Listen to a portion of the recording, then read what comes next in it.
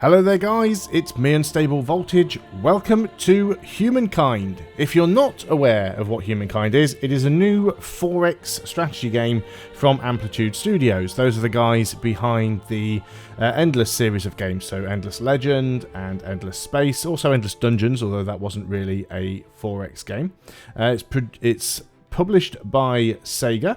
If you are aware of Humankind, then you've probably already seen some videos of it or streams from other content creators, because there have been various betas going on for some time now. You may have even played it yourself. I didn't get an early copy of Humankind. I didn't actually go looking for one because I haven't had too much free time.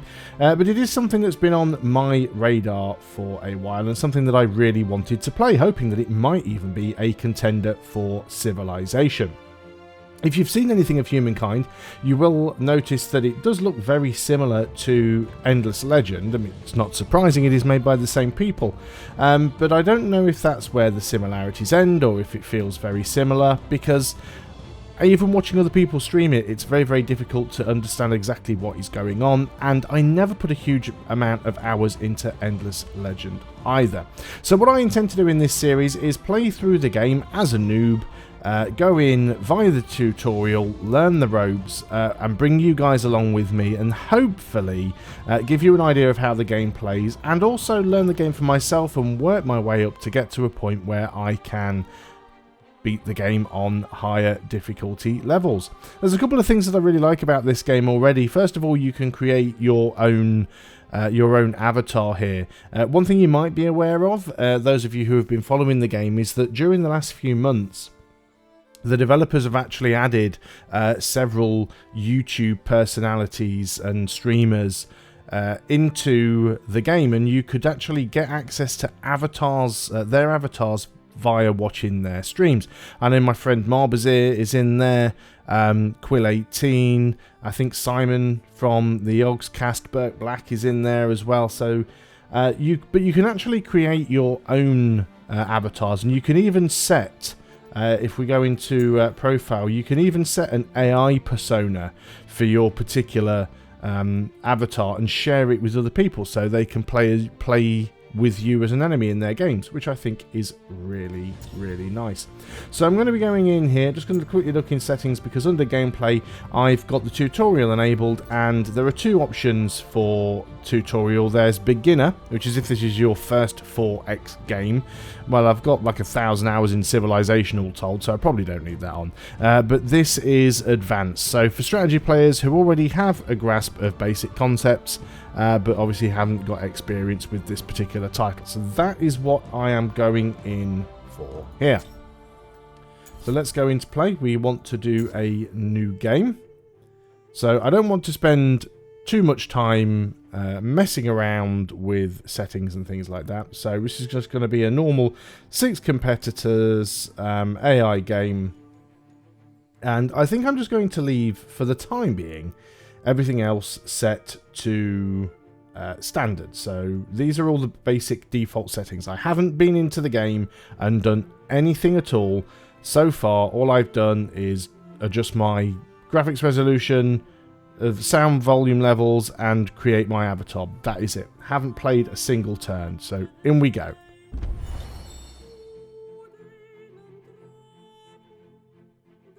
If you want to get an idea of loading times, this is running off an M2 SSD, which I think is a Samsung Evo Pro 950. It does seem to load things in faster than Civilization 6 does.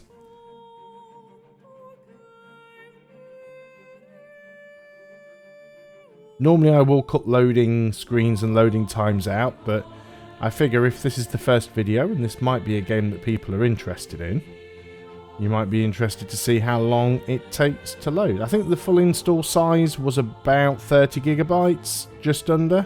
Download was about 11 gigabytes. Our universe contains infinite stories, most of which are about rocks and ice at sub-zero temperatures in a vacuum. Rather boring. However, on a small damp rock, there is a story that bears a second look. It's your story. But the first 4 billion years or so mostly concern amino acids. Not much of a page turner. But then, over time, the amino acids bond together, and things start to get interesting. And a bit drier.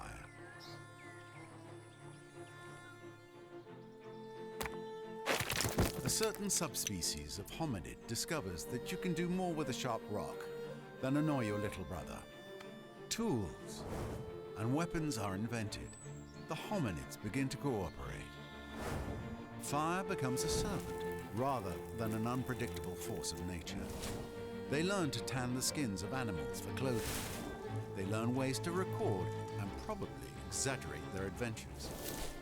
Eventually, these tribes learn to build shelters and immediately hold the first barbecue parties. This is the dawn of humankind. Struggle and cooperation have been rewarded. The Neolithic era draws to a close. The whole world beckons. This tribe has come far, but the rest of their story is your story. You are the one who will build them into a great civilization. How far will you push humankind? Another day, another dawn of humankind. It is time to finish breakfast, give a rousing speech, and leap into the future. Well, I have to say, I did like that little intro. It's the first time I've seen it.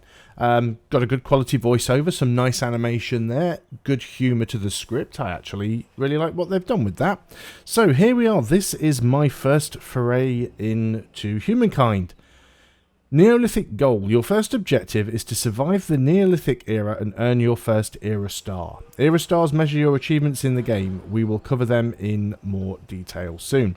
So yeah, one thing I know that this game does have are various eras that you can progress through, which determines the way your civilization grows and evolves, and also what sort of technologies and things you have access to. Seems to be one of the more interesting aspects of the game, but let's continue on.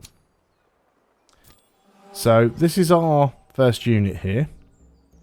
FIM's output preview. Is that a placeholder? Is it supposed to say that? No, it isn't. Okay. Here, oh yeah, of course it is. So it's food industry. What's the M? I can never remember. Food industry something and something. Now is ideal time to learn about previewing the FIM's resource output of tiles. You can toggle tile output preview at any time by selecting the tile output button at the bottom right of the screen near the end turn button. Take some time to observe how the terrain affects the resource production. Rivers, for instance, are more bountiful than prairies, so we can turn that on. So food industry, money and science. Yep, there we go.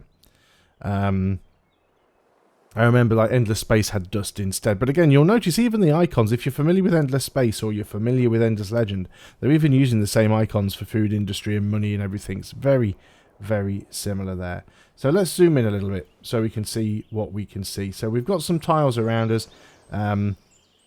We've got some production here, 4 production. This only has 1, this only has 2, this only has 1. We've got some food off the coast. So this seems like our best tile over here. We'll turn that off for the time being. Now, it's not telling me what else I need to do, so I guess it's just going to assume that I'm just going to basically get on with it. Turning that on and off several times isn't going to progress the tutorial. So, this is my hunting party right here. So, this is my unit that I start with. So, you don't have settlers in Humankind, which is one of the big changes here. If you use something like civilization. So we can move up to 4 tiles.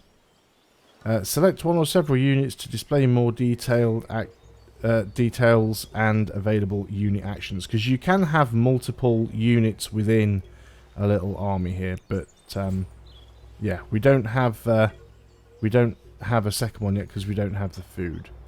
So let's say we want to move over to here. That's not giving me any option to do much at this point. Guess we can just explore a little bit more. We can go up here onto the rocks actually. That might give us a better view all around. Some science over here. Some food to the north. Let's just go this way a little bit and uncover some space on this side. And that's as much as I can do with these guys on this turn. So let's hit end turn.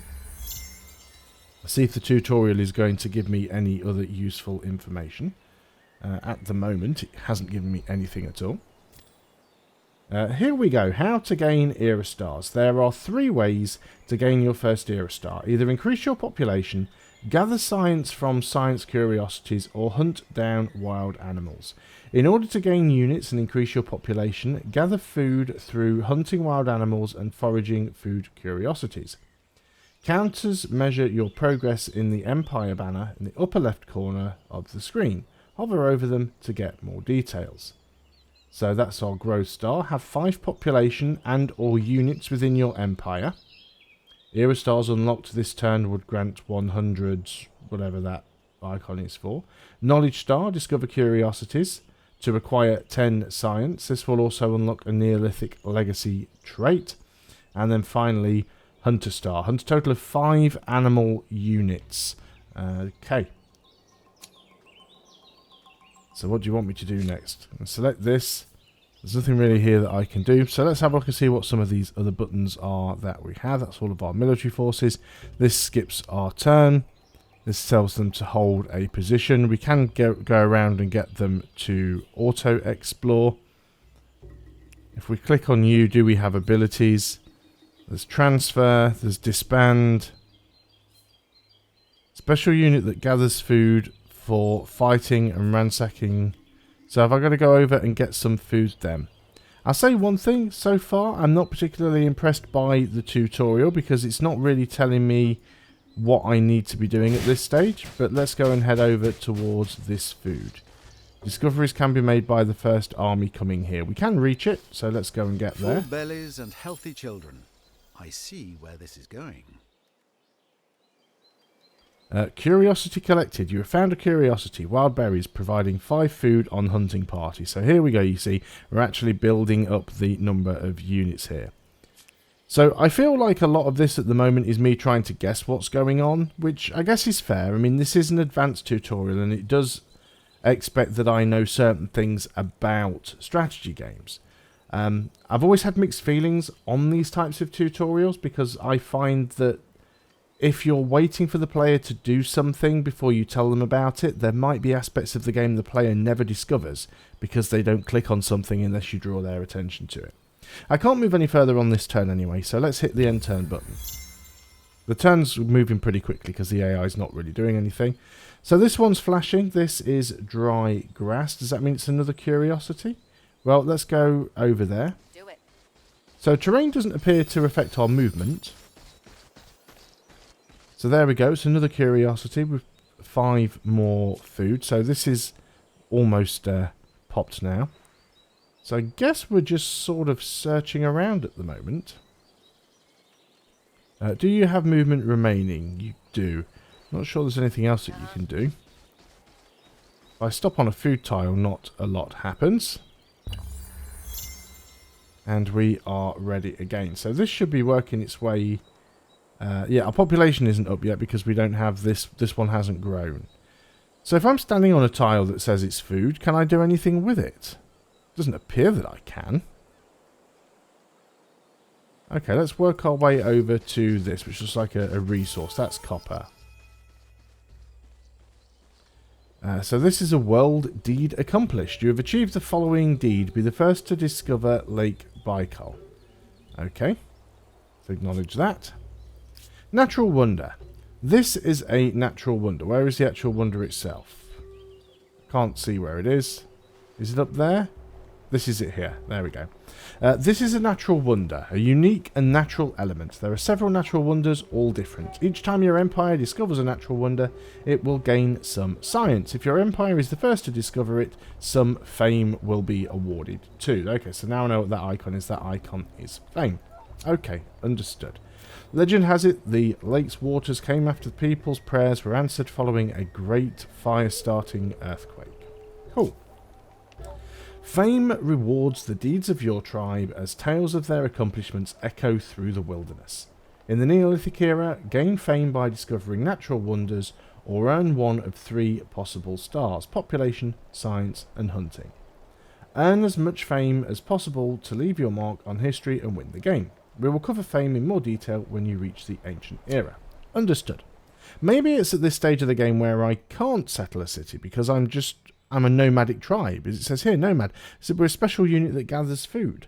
So it's the Neolithic era, so that would make sense. Again, I think it's just because it's a departure from something like civilization, where you would actually, be able to put down a unit on your first, or put down a city on your first turn.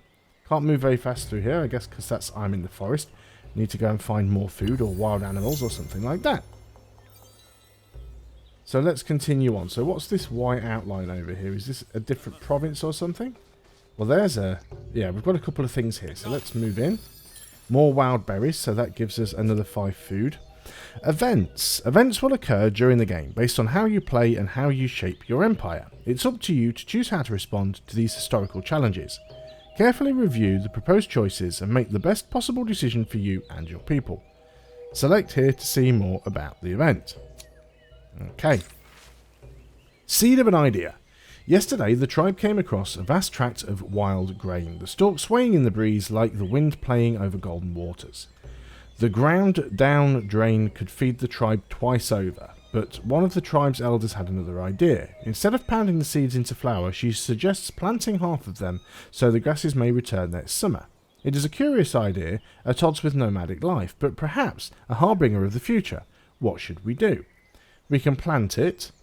We must begin to harness the natural rhythms of the world to seek a better life, and that would give us a minus 25% cost on domestic research, or we can grind it all for food. Who says this bounty will still be here next summer? The spirits have blessed us today, and we shall not pass up on this gift. So we can give +2 food on a city or an outpost. Well, we don't really have food on a city or an outpost. Let's go for planting. And we can come back to that later. Now, we do need 5 more food to get this second unit here. I want to start working my way down to this because this looks like a science anomaly. We can't do it on this turn, so on to the next. Tutorial videos. If you are struggling with any mechanic or notion in the game, make sure to check out the tutorial videos. Simply select the game tutorial videos from the main menu. I did briefly see those at one point. So let's go ahead and move over here onto this tile. Just because a culture died out doesn't mean it wasn't worthy of study. Okay, curiosity collected. You found a curiosity, an ancient encampment, providing +2 science and +5... Can't remember what the stars are. Is that an outpost or is that influence? I thought influence was... No, that's fame. That's influence. There we go. Stars are influence, which is what this thing is up here. Yes, influence. Your current influence. It can be spent on merging cities, claiming cultural wonders, and expanding your empire by placing or attaching outposts. And this is fame. Okay, got it. Your tribe has enough influence to found its first outpost. Outposts are crucial to the development of your early empire because they allow you to claim territories outlined by white dotted lines on the map. Okay, so maybe this would be a good one for us. There's a lot of food here. So, this has a lot of production. This one has a lot of food. I guess there is some production up here as well. So we can build an outpost. Do we want to build an outpost here? Found a new outpost in any neutral territory. Consumes all of the army's movement points. We've only got 1 movement point. This is just a tutorial, so I'm not expecting any, great levels of play here. So let's just go and drop the outpost. We can actually choose where we want to put it. And it does look like we would get stuff from all of the adjacent tiles. This one might be good over here, actually. It'll give us some food from the adjacent tiles. It'll also give us some... No science on this one. That would give us some production. Also, it looks like we do have a neighbour here because there is a blue outline. Or is that just my colour? Oh no, it's just saying where I would be getting the territory. Okay. So this would be 15 food and 5 production, 6 food and 6 production, 12 food, 18 food and 3 production. I think we'll take the extra bit of production and we'll go and build the outpost there. So there we go. So we've got our outpost, and you can also see that it's put down some other tiles which we're directly benefiting from right now. That is the Does it take time? Outpost creation. The first steps into new lands are always the hardest. We salute our brave pioneers. This claims the territory as ours, but claims are fragile. Consider attaching the territory or evolving it into a city. Construction time. Initial duration 7 turns. Turns before completion 5. Okay, so that's going to take a little bit of time. In the meantime, let's go around and see if we can grab that other stuff. So we'll need to go to the next turn. So, can we grab this on a single turn? Yes, we can. That looks like food again. More wild berries. Curiosity collected. So we found wild berries. And now we've actually built up the size of our tribe. We've got 2 lots here. We've got... well, this is a hunting party. And we've got 2 tribes within our hunting party. Is that right? Yeah. So we've got a hunting party with 2 tribes. Do we have movement left? Yes, we have 1 movement left. Do we want to go anywhere in particular? Let's start heading down here. Oh, I accidentally split the 2 units up, which I didn't want to do, but now I can merge them. Okay, so that's fine. At least now I know you can do that. It's like Total War. If you select a hero from a unit if you select a hero's unit card from an army and then you click somewhere on the map, you pull them out, which is what I just ended up doing there. So we want to make sure that we have the whole gang selected. Here's some more food. So if we grab that, it's going to build this one up. Yes, okay, there we go. So this is all making sense to me now. This says sanctuary, a rich, diverse habitat with plenty to sack. This is a breeding ground for the peaceful wildlife who rage the surrounding area. And we've also got potentially a wild animal down here. And this will be a battle, so we do want to get into combat. Let's move over here. There's also another curiosity over there, so we've got several things we can do. So let's just go ahead and do these. Preparing for battle. Before you choose to attack an... Oh, he's buggered off. Synchronous turns, much like the other endless games. So because if I'd have been a little bit quicker, I might have reached him before we moved. But yes, he's run away. So let's go over here to this tile. I think this is just pointing to this entire sector on the map. I don't actually believe that it's that one particular tile. What's this we've got here as well? There's an event, and I'd missed this one apparently. Violent pursuits. The last winter was especially harsh, the ground hard and the frost chilling to the bone. In the heart of the settlement, the tribe huddled close to share warmth through the coldest days. But for some it wasn't enough. Some needed to get their blood flowing, and they found a means through violent games, grappling, fighting, contests of strength and endurance. One contest, where opponents fight with hidebound fists, has gained quite a following, to the point that the outpost's usual foraging missions are under threat. What is your say on this new pursuit? The toughening of our tribe is worthy the cost to our foraging capacity. So we'd lose a little bit of food, but we would gain +2 combat strength on units. We can forbid it, which would mean... so we just gives us +5 food for 10 more turns, or we can codify. We should allow these events, but only at decreed times of year. I think that'd be decent, actually. We'll keep reducing that domestication cost down there. With that done, we've still got some movement. Let's go up here and get this science. So there's another ancient encampment. Curiosity collected. You found a curiosity. Now that's given us some more influence. We still can't build an outpost yet. Cannot be done without a minimum of 20 influence.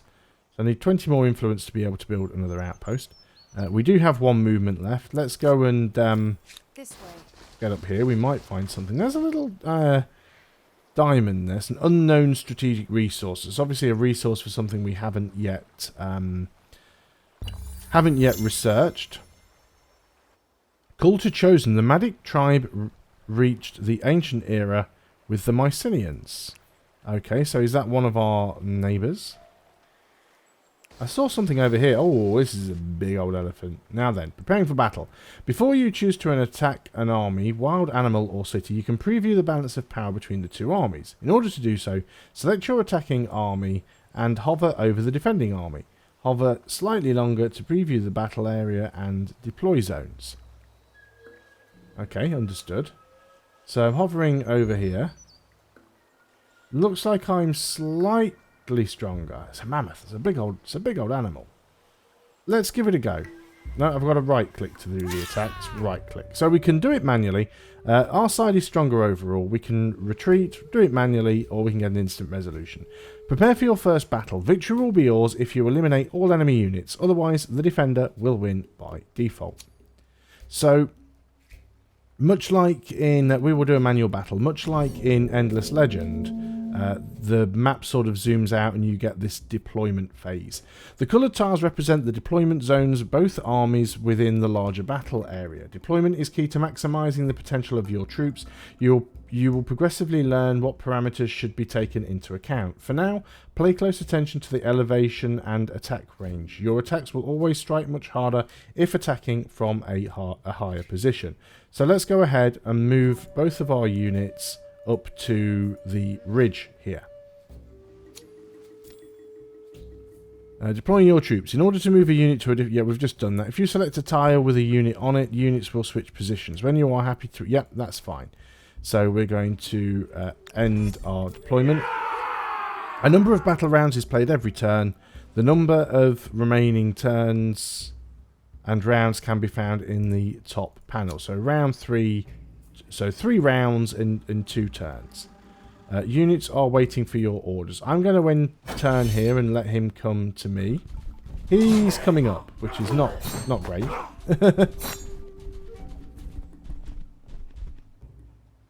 I thought we'd keep the higher ground here. No particular bonuses or penalties. Can we move up here? Yes. Right, so we're just going to have to go in for the attack here. We have taken some damage to both of our units. But I think we should be able to win this. Let's end the round. Oh, it's his turn. That hurt quite a bit. So we'll attack with this unit. I'm not so sure this unit will survive the onslaught here, so I'm actually going to retreat a little bit with this guy. I think. Maybe.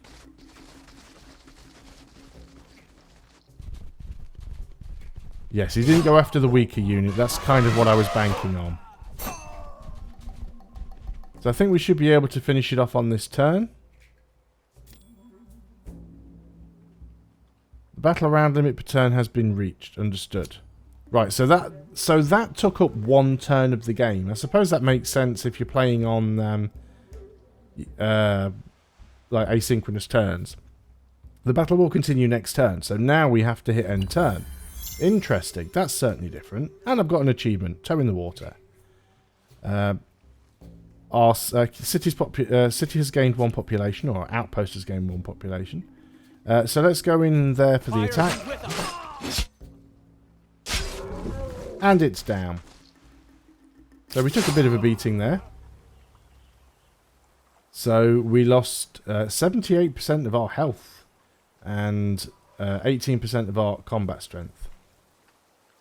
So hopefully we'll get that back. So influence. Every empire has traditions and customs that can spread from territory to territory. In Humankind, this propagation is known as cultural influence or influence. There are many ways you can earn or spend influence in the game. In the Neolithic era, earn influence by hunting or discovering science curiosities. You can then use this influence to found your first outposts and take control over territories. So, we got another tribe here as well. So we can put another outpost down. I think I'd like to go and put that one down over here somewhere. Keep it next to our existing one, or at least close to our existing one. So let's go ahead and hit end turn. I think these guys get health back over time. Plus 20 health regeneration. Yeah, it looks like they do go up over time. So we can build another outpost. Terrain type is not valid. 4 food, production, 6 food, 8 production. Not particularly great, is it? None of these tiles are amazing. I mean, we could save it, I suppose. I'm just thinking it might make more sense to build one closer to our existing territory. 2 food and 15 production is quite low.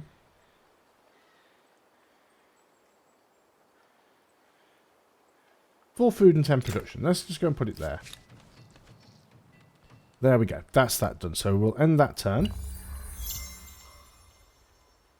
So that's this city now. So it starts with 1 district. So output relocation. So we can spend a little bit of influence to move it somewhere else. This will allow you to place the outpost on a different tile in the same territory. It will take a few turns to complete. And during this time, the old outpost will stay in place. Cool. And then we've got the units here. So does this let us get another unit? There's no gold upkeep. Disorganised but still effective with their simple weapons in hand-to-hand combat. Unit gathers food through fighting and ransacking in order to multiply. Cannot be done without 1 population. So basically you can take a population out of one of your cities in order to grow your army up. Well, that makes sense. We are recovering health. We still want to go and gain some food. There was another animal down here to the south, and I think that is something that we should go and check out, see if we can find it. Got to be careful because we don't want to get killed by it. It was quite a... the last one took its toll on us, but we do have 3 units now, which I think makes things better. We do have 1 more movement left. And we've got another science curiosity here that we can go and grab. Okay, so we're 30 minutes in on this video. Obviously, a bit of it was the usual waffle at the beginning to set things up. And yeah, I think I'm starting to understand where this is going. Like what I see so far, definitely going to continue with it. Thanks a lot for watching. I hope you have enjoyed this first video. I appreciate that it's always a little bit slow working through a tutorial, but the idea of doing this is so that 1, I can learn the game. 2, I can decide how good the tutorial is, because I find that a lot of tutorials with a lot of strategy games just suck. And thirdly, you can hopefully follow along with me and learn it how to play it yourself without necessarily having to play through the tutorial. If you're watching this before you get the game, you'll probably be able to just jump right in. So once again, thank you very much for watching. I will see you on the next video, and until then, goodbye for now.